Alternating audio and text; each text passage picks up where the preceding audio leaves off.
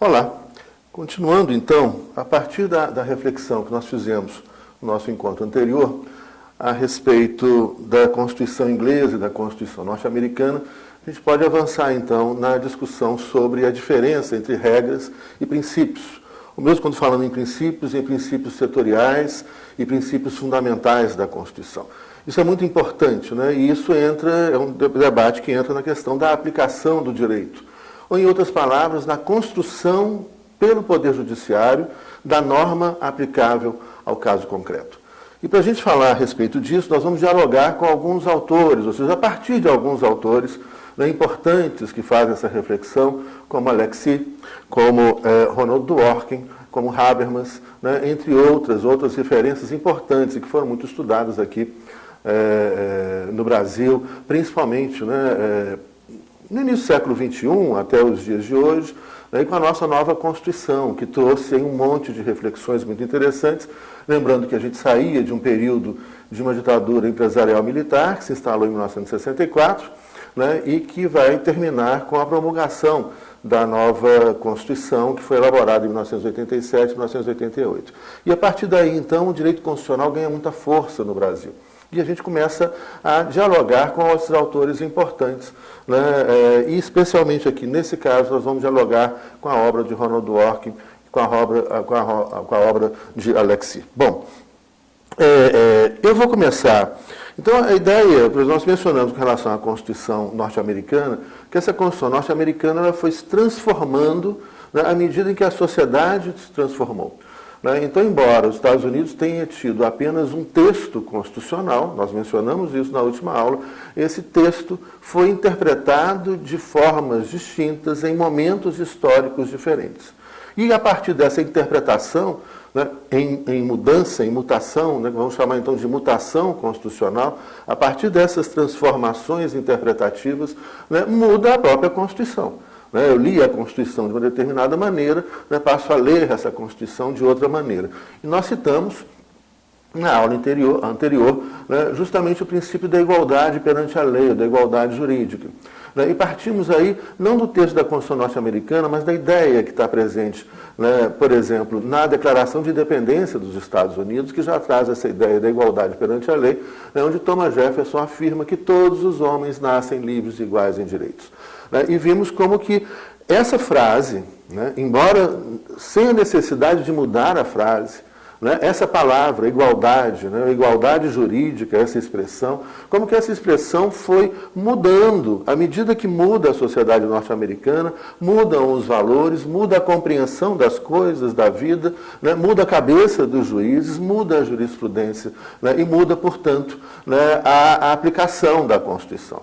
Então, essa ideia é muito importante para a gente perceber esse processo, né, de transformação da Constituição.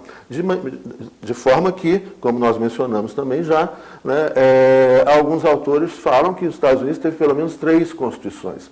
O que significa isso? Que foram pelo menos 3 leituras, 3 interpretações distintas, com base naquele mesmo texto de 1787, e os 27 aditamentos que foram aparecendo no decorrer, né, da vigência da Constituição desde 1787 até os dias de hoje. Alguns chegam a falar em 7 constituições diferentes. Né? É o mesmo sentido. Ou seja, são 7 interpretações distintas, né, onde essas palavras, essas expressões, né, essas frases passam a ser lidas de maneira diferente. E isso reflete, né, na norma jurídica, na norma aplicável ao caso. Então, a primeira ideia muito importante, né, é que o judiciário norte-americano, a partir da tradição inglesa, ele vai construir uma norma a partir do caso. Ou seja, o caso deve informar, a gente tem que partir do caso, verificar quais são as regras e princípios existentes nas leis infraconstitucionais e na Constituição, né? E a Constituição norte-americana é principalmente uma Constituição principiológica, e daí esse grau de mutação, de mudança interpretativa muito maior, né, que existe, né, nessa Constituição do que, por exemplo, na nossa Constituição, e mesmo porque a gente está falando de tradições jurídicas bastante distintas, né, muito diferentes, mas que a gente vai aprender e trazer também, né, um pouco dessa tradição para o direito brasileiro. Né? E uma coisa que é inegável, se há um texto, o texto, para existir, ele tem que ser lido. E se ele é lido, ele é interpretado. Ou seja, quando a gente lê o texto, a gente joga sobre o texto, né, os sentidos que nós temos sobre aquelas palavras. Então, por exemplo, se a gente quiser conhecer a Constituição dos Estados Unidos, se nós pegarmos o texto da Constituição, os 7 artigos, os 27 aditamentos, né, o que vai acontecer? A gente vai ler a Constituição e a gente não vai saber nada da Constituição dos Estados Unidos. Sabe por quê? Porque a gente vai ter a interpretação que nós sabemos, né, que nós fazemos, a interpretação a partir da leitura que nós fazemos sobre aquelas palavras. Que, obviamente, não é a mesma leitura que um juiz fazia no século XVIII, ou que vários juízes fizeram no decorrer do século XIX, ou no decorrer do século XX até os dias de hoje. Então, o que a gente vai ter, se a gente lê a Constituição dos Estados Unidos, a gente não vai conhecer nada da Constituição dos Estados Unidos, porque a gente vai jogar a nossa interpretação, né, os nossos valores, a nossa compreensão sobre aquele texto. Não, mas o que interessa, o que é a Constituição? A Constituição é a interpretação que é feita, né, pelo Judiciário, a leitura que é feita pelo Judiciário e principalmente pela Suprema Corte norte-americana, né, sobre aquelas palavras. Palavras essas que mudam de sentido com o tempo. Só para a gente ter uma ideia também do que eu estou falando aqui, né, como um exemplo, né? Por exemplo, a palavra obesos, né, do latim. Há 2000 anos atrás, se pegasse essa palavra, né, a palavra significava fino. Né? Entretanto, ela dá origem a uma outra palavra nas línguas latinas, né, como na língua portuguesa, obeso, que é o oposto do fino. Ou seja, é um exemplo de uma palavra que viajou no tempo, né, e seu sentido mudou do tempo. E seu sentido não só muda no tempo, como ele muda também no contexto. Então é disso que a gente está falando quando nós falamos de construção de uma norma aplicável ao caso concreto. Essa construção dessa norma aplicável ao caso concreto pelo Judiciário, né, ela parte justamente da interpretação de um sistema jurídico. Então, o Judiciário não vai pegar, né, aconteceu tal caso, ele vai lá na lei tal, artigo tal, parágrafo tal, e aplica aquela lei, né, diretamente à realidade do caso. Não é isso, se a gente fizer isso vai dar tudo errado, eu já vou exemplificar por quê. Então, se acontece um caso, o juiz, ao resolver, né, esse caso, ele vai aplicar a norma a partir da interpretação que ele faz dessa norma dentro do sistema jurídico. Então, primeiro elemento, eu tenho que interpretar essa norma jurídica, eu tenho que interpretar essa regra, né, o grau de abrangência da regra ele é bem menor do que o princípio, já vamos aprofundar nisso aí. Né, então, ele vai pegar aquelas regras, quais são as regras que estão presentes na legislação infraconstitucional, nos códigos, etc., que regulam aquela situação, e como que eu vou ler essa regra de acordo com a Constituição. Então, toda leitura de uma norma infraconstitucional tem que ser de acordo com o princípio constitucional, levar em consideração os princípios constitucionais, o sistema constitucional, os valores ali presentes, regras e princípios presentes na Constituição. Então, eu vou interpretar essa regra infraconstitucional sempre de acordo com a Constituição e aí, então, construir uma norma levando em consideração a especificidade daquele caso, construir uma norma para solucionar aquele caso concreto. Então, não se trata de mera aplicação do direito, né, onde eu transfiro, eu busco aquela regra e soluciono aquele caso concreto. Mas eu tenho que, primeiro, ver essa regra dentro do sistema, interpretar a regra dentro da lei, a lei dentro do sistema jurídico, né, a lei dentro do sistema constitucional. E eu posso, portanto, a partir daí, continuando esse raciocínio, eu posso fazer uma interpretação de uma lei. Essa lei é constitucional. Porque você tem um controle de constitucionalidade, uma lei inconstitucional, ela não pode ser aplicada, né, ela é nula. Então, essa lei, eu tenho uma lei que é constitucional, mas eu posso interpretar essa lei contra a Constituição. Então, eu teria o caso aí de uma aplicação inconstitucional de uma lei constitucional. Bom, vamos aprofundar nisso aí, trazendo alguns exemplos para ficar mais claro isso que eu acabei de dizer. Tem um caso, né, que dizem ter acontecido, né, no no metrô no Canadá, onde, num certo dia, havia uma senhora caminhando com seu cachorrinho, né, pelo metrô, e o cachorrinho fez cocô. Né? E aí, então, aí a senhora não viu, né? Foi puxando o cachorrinho, e aquilo ficou aquela coisa suja, né, no chão. Veio uma outra senhora atrás, né, e escorregou e se machucou, né, naquela sujeira que ficou. E no metrô, no Canadá, ou muitas ruas, né, em várias cidades, você tem, às vezes, umas caixinhas onde tem uma pazinha, né, e uma vassourinha pequenininha, que o sujeito que vai passear com o cachorro, se o cachorro fez, né, sujeira na rua, ele vai lá e limpa a sujeira para evitar justamente, né, que isso atrapalhe outras pessoas. Mas a senhora não viu. E isso, então, trouxe uma ação judicial contra a administração do metrô, né, que não tomou cuidado suficiente a manter limpo, etc., e machucou uma pessoa. A partir daí, a administração do metrô, né, lá no Canadá, ela vai chegar e falar, olha, a partir de hoje tem uma regra básica. Então, a regra, olha só, o grau de amplitude da regra, ele é muito restrito, né? A regra regula uma situação específica, enquanto o princípio, ele é mais geral. Você pode ter princípios setoriais na Constituição que regulam determinadas áreas, então princípios da ordem econômica, princípios da ordem social, princípios da ordem política, né? Princípios setoriais da Constituição que informam, né, toda aquela área, e você tem princípios fundamentais da Constituição, que na Constituição do Brasil, ali nos primeiros artigos, né, de 1 a 4, a gente vai encontrar ali os fundamentos da República Federativa do Brasil, os princípios que fundamentam e que, portanto, informam toda a leitura da Constituição e informam e obrigam e condicionam toda a interpretação da Constituição e toda a interpretação das normas infraconstitucionais. Então, enquanto a regra se aplica a uma situação específica, o princípio regula e se aplica a diversas situações. Tá? Então, esse é o primeiro elemento fundamental para a gente diferenciar regras e princípios, né? Ou seja, os princípios informam a interpretação da regra, e todo momento que você aplica diversas regras, você está aplicando simultaneamente os princípios. E os princípios, eles podem ser aplicados e devem ser aplicados, né, simultaneamente. Um princípio, em geral, não afasta a aplicação de outro princípio. E esses princípios têm que ser levados em consideração no momento que a gente interpreta aquela regrinha, né, para aquele caso concreto específico. Então vamos ver aí uma questão de interpretação da norma, né? Olha, a norma que o metrô do Canadá criou foi muito simples, né?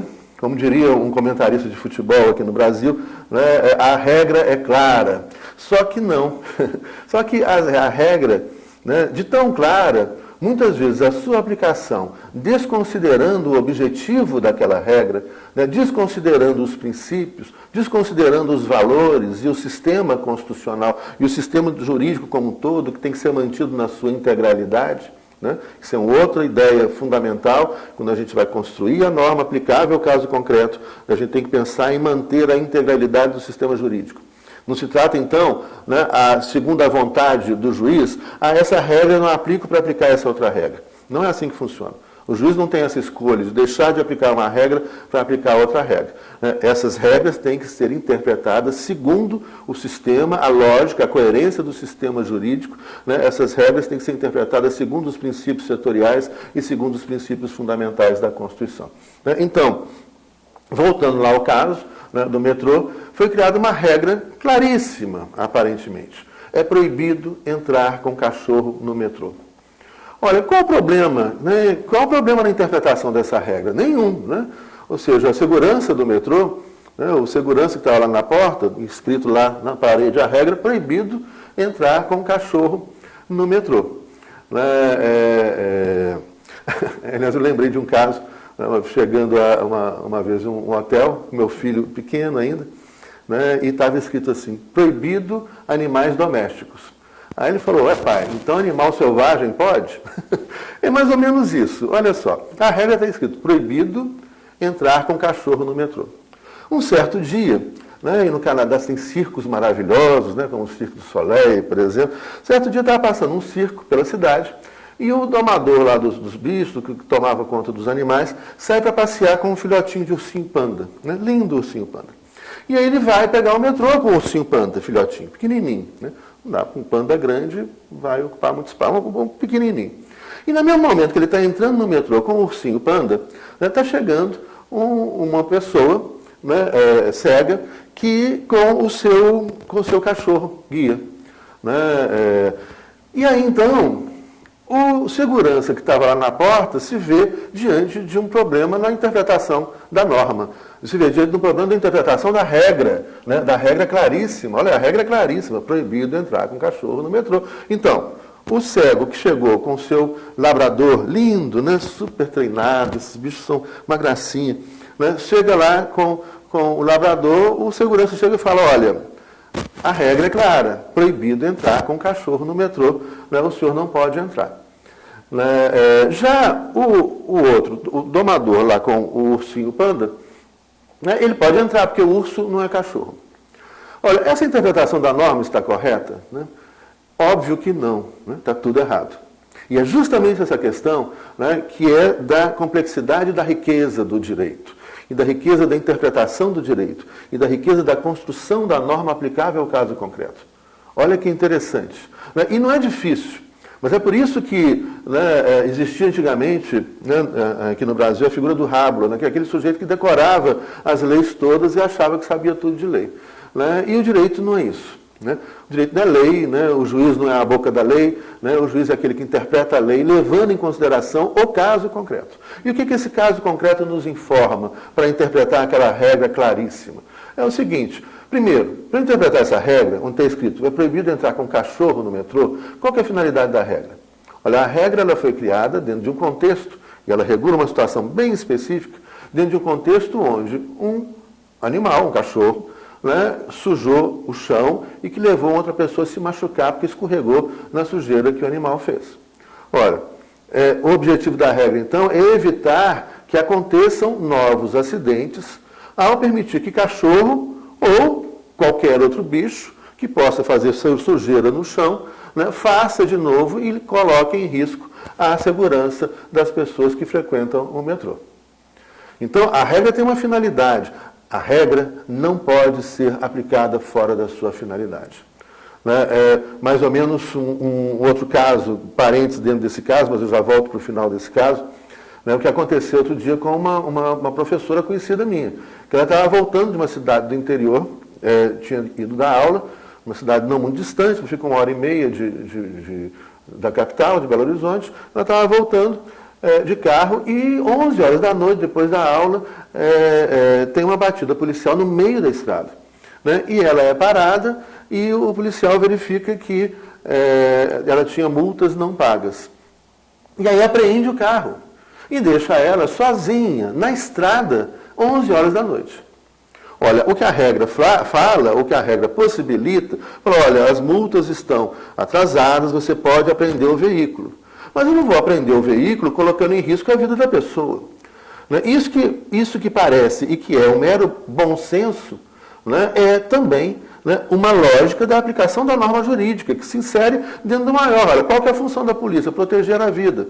Né? Eu não posso, na atuação da polícia, colocar em risco a vida por causa de algo patrimonial. Ou está com uma multa que ela vai pagar a multa depois, em outra ocasião, mas você não vai pegar o carro nesse momento. Né? Então, o que pode ser resolvido com mero bom senso, né, é muito trabalhado, né, com teorias sólidas, né, no campo da filosofia, da teoria do direito. Né? Então, voltando ao nosso caso. Olha, o que o segurança leu errado? Ele fez uma interpretação literal. Né? As interpretações literais devem ser deixadas, né, de lado, porque você tem que levar em contexto. Né? E isso os ingleses e norte-americanos nos ensinam na construção dos precedentes judiciais. Então, ali você tem um caso concreto. Olha, o cego, ele só se movimenta com o cachorro. Há um princípio fundamental nas constituições que é da liberdade. E há um direito fundamental que é a liberdade de ir e vir, a liberdade de locomoção. E ele só se locomove com o seu animal de guia. Então, o cego, nessa situação, pode entrar no metrô. É óbvio, porque tem um direito fundamental superior que afasta a aplicação daquela regra, não quer dizer que revogue, anule, nada disso. Afasta a aplicação daquela regra para ele, mesmo porque esses cachorros são super, hiper treinados. Né? Então afasta a aplicação, porque ele tem um direito que é superior, que está na Constituição, fundado a um princípio constitucional da liberdade e um direito fundamental da liberdade de locomoção. E aí então, ele sim, ele pode entrar com o cachorro. Qualquer outra pessoa, não, mas ele pode entrar com o cachorro. Já o domador com o ursinho panda não é cachorro, mas o urso panda, ele é um animal que pode sujar a estação do metrô e que pode gerar, portanto, um incidente igual ao que aconteceu anteriormente, para o qual foi criada essa regra. Então, nesse caso, né, ele não pode entrar. Olha, perceberam como é que é rico, bonito, fácil, né? Não é difícil, que é uma questão de lógica, né? Onde você deve manter a integridade do sistema jurídico, o respeito simultâneo à lei e à Constituição, com uma interpretação coerente que leve em consideração sempre o caso concreto.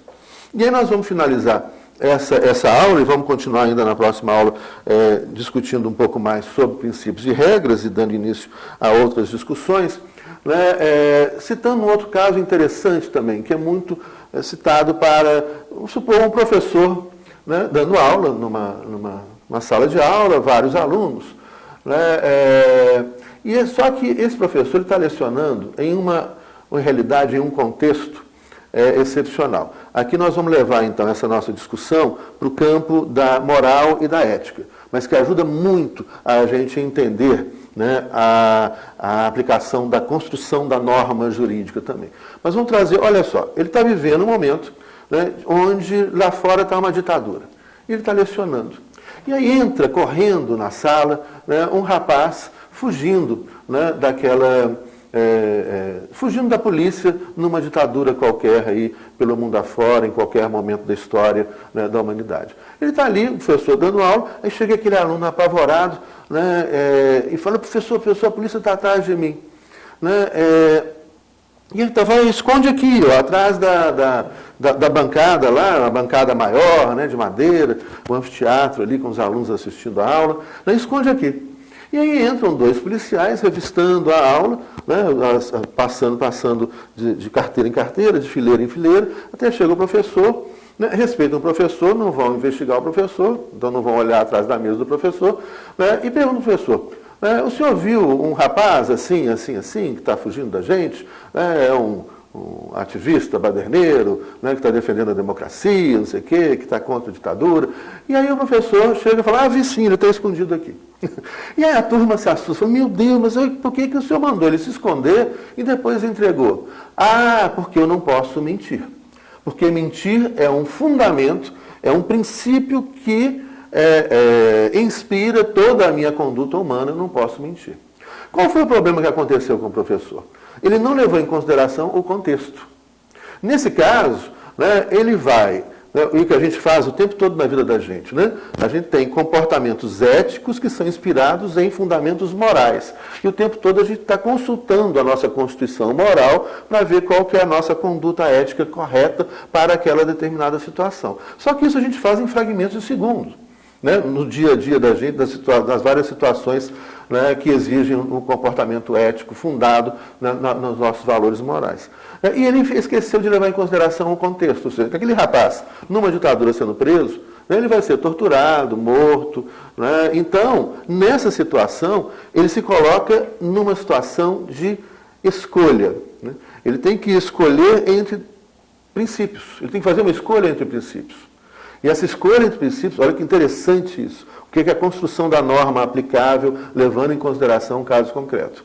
Ele vai ter que perceber primeiro quais são os princípios e regras que regulam aquela determinada situação.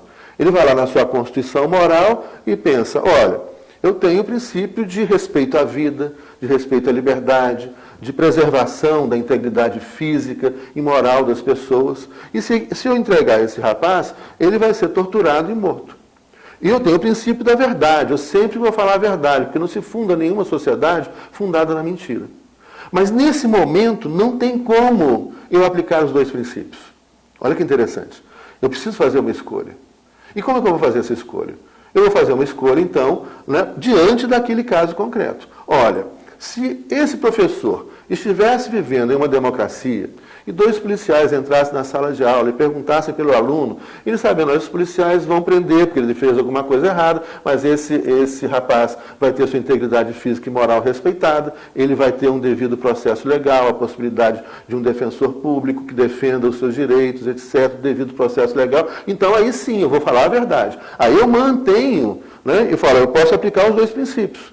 Né? Eu estou respeitando a vida, porque eu sei que vivendo numa democracia, essa pessoa não será violada nos seus direitos, né, pela polícia, e eu posso então falar a verdade. Mas numa ditadura mudou o contexto. Nesse contexto, não. Se eu falo a verdade, eu condeno ele à tortura no mínimo, né, e talvez à morte. Né? Então eu tenho que escolher.